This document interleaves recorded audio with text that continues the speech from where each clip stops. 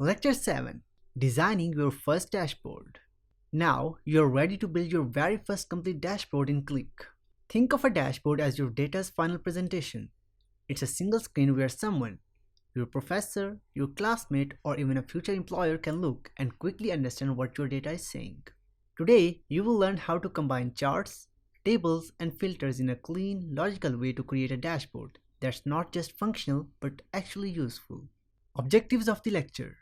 By the end of this lecture, you will be able to understand what makes a good dashboard, learn how to bring multiple visuals into one sheet, arrange and align elements for readability and flow, add interactive elements like filters to make the dashboard dynamic, apply design rules for balance, spacing, and consistency. What is the dashboard really? Let's start with a quick definition. A dashboard is a visual summary of key data points, usually presented on one screen, that allows the viewer to understand trends, patterns, and performance at a glance. In Qlik, a dashboard lives inside a sheet, and it's built by arranging your individual charts, tables, and filters in a meaningful layout. A good dashboard doesn't show everything.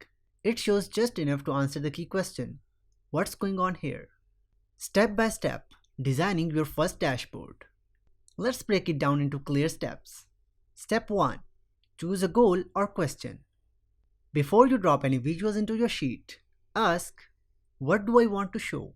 Example goals might be, track student performance across classes, show monthly sales by product, compare revenue across regions. Your dashboard should revolve around that goal. Every chart you include should contribute to it. Step 2. Select the right visuals. Don't include every chart you have made. Choose 3 to 5 visuals that best support your main idea. For example, a bar chart to compare quantities, a pie chart to show proportions, a table to list individual level details, a KPI object to display one important number like total sales or average score. Step 3. Drag and arrange. Now go to your sheet and drag each visual onto the canvas. Think about flow. Place summary charts at the top. Use comparisons in the middle. Show details in tables below. Use Qlik's grid system to align your visuals neatly. Resize them so each one is easy to read. Leave white space between objects. Don't try to fill every inch of the screen. For example, you can just drag bar chart in here and you just want to place in here. Add dimensions as, for example, customer names, and measures would be total or units cost or by region as well, so we'll just go with region, and count. So here you can see, and next we can have like KPIs. For example, you can just drag it in here, add measures, and you just want to add as, for example, unit cost and average of that. So the average unit cost is 20.31. Next we can have a pie chart. So for that you can just drag it in here, add dimensions. For example, you can just choose total, and measure would be region, and it would be count. You can just add dimensions as, for example, customer name, and measure as, for example, unit cost, and count. So this is the representation of that. Next we can have, for example, a table. So you can just drag it in here and add dimensions as, for example, customer names, and click in here to add more columns. So you can just click in here and add item as well, and next dimension will be region, and next dimension will be total as well, and the last will be like, for example, unit cost. And you can just click in here and click on done editing. So here is the dashboard that we have just created.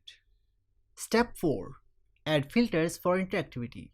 Filters let your viewers interact with the dashboard. Drag in filter panes for things like date, region, product category, class section. When someone selects a filter, all the visuals will update to reflect that selection. This makes your dashboard dynamic, not just a static image. You can add a filter pane as well, but if you have a pie chart, you can just click in here. For example, you just want to have the data of this specific person, Jones. So you can just click in here and all the visuals will update to reflect that selection. For example, you have region of that specific person, average unit cost that he has purchased, and this is a table which contains only this customer's data. And when you just close this window in here, so everything becomes as it was before. Start with one or two filters only. Too many will confuse your audience. For example, you can just edit this sheet and want to delete this one for now. And you just want to add a filter pane, so you can just click in here. You can add a dimension for that, you can just click in here. And for example, you just want to go with customer names. So you have this dashboard in here. And for example, if you want to update the data as per this filter, so for example, if you want to click on Smith, then you can see the data for that specific person, Smith. You just have to close this if you want to go back. So you have dashboard in here. If you want to add another filter, for that you can just click in here as edit sheet and click on add field, and you can choose, for example, region, and click on done editing. And now you have three regions. So for example, if you want to see the data for West, so you can just click in here and everything will be changed accordingly. So you can just click in here to save this, or you can just close this if you want to go back to this entire dashboard. Step 5. Add titles and labels. Now add final touches. Name your sheet something clear like student dashboard or sales overview. Add meaningful chart titles like monthly sales by region. Label any filters clearly so users know what they are for. To add chart titles, so you can just go to edit sheets, click the chart, for example this one, and name it as, for example, customers by region, and press enter. So if you want to add a title for this pie chart, you can just click in here and write in here as customers by unit cost and press enter and click on done editing. So here you have chart titles as well, so viewer can see what they are looking at. If a chart isn't clear without explanation, either relabel it or remove it. What makes a dashboard good? Here's a quick checklist you can use. Is it focused on one main goal or story? Are the visuals clean, consistent, and easy to read? Does it use space wisely? Not too cluttered, not too empty. Can a new viewer understand it in under 15 seconds? Does it invite exploration through filters or clickable elements? If you can answer yes to most of these, you are on the right track. Common dashboard mistakes to avoid. Let's also be honest about what not to do. Don't use every chart type just because you can.